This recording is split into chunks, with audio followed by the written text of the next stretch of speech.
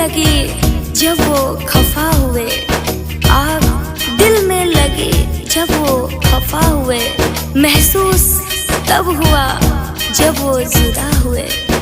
करके वफा कुछ दे ना सके वो, करके वफा कुछ दे ना सके वो, पर बहुत कुछ दे गए जब वो बेवफा हुए।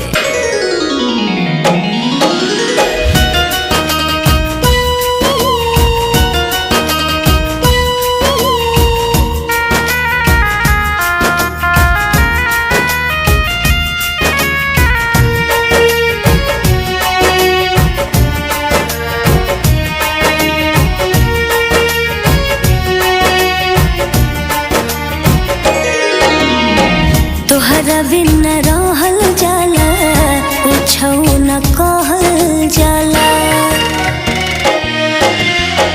तोहरा बिन रहल जाला, कुछो न कहल जाला। दिल ने कसूर क्या किया? ओ पिया, ओ पिया, तेरे बिन लागे ना जिया। ओ पिया, ओ पिया, तेरे बिन लागे ना जिया।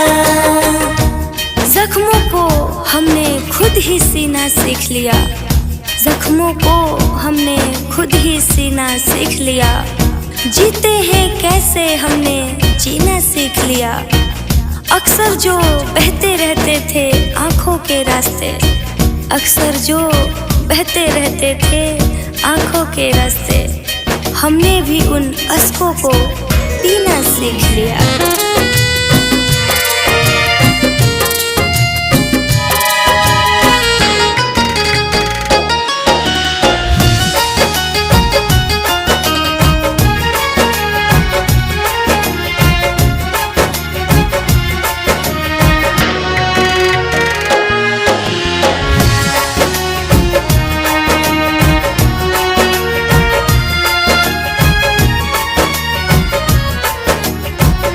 बेचैन मन बाटे पागल हिया बा, कह ना सकीले कि कितना खफा बा।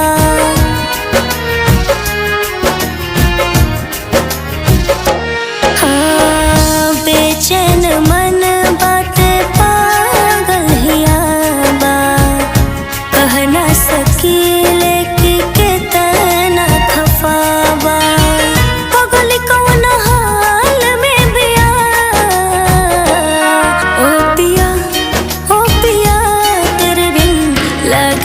जिया ओ पिया, ओ पिया, तेरे बिन लागे ना जिया।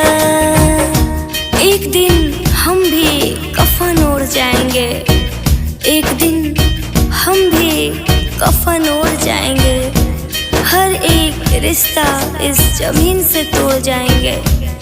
जितना जी चाहे सता लो हमें, जितना जी चाहे सता लो हमें, एक दिन रुलाते हुए तुमको भी छोड़ जाएंगे।